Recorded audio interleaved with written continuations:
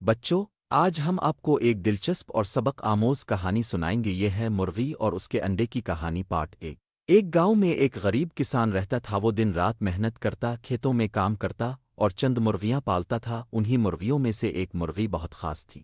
ایک دن اس مرغی نے ایک عجیب سا انڈا دیا۔ جب کسان نے دیکھا تو حیران رہ گیا۔ انڈا عام انڈا نہیں تھا، بلکہ ایک چمکتا ہوا سنہری انڈا تھا۔ کسان خوشی خوشی انڈا بازار لے گیا۔ بازار کے لوگ حیران رہ گئے اور فوراً سنہری انڈا خرید لیا۔ کسان کو اچھی خاصی رقم ملی۔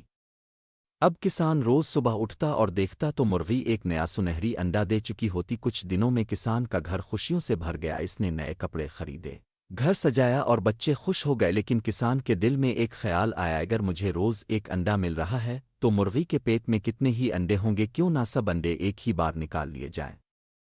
کہانی کا انجام جاننے کے لیے اگلے حصہ کا انتظار کریں۔ اگر آپ کو یہ کہانی پسند آئی ہو تو ہمارے چینل کو سبسکرائب کریں اور ویڈیو کو لائک کریں۔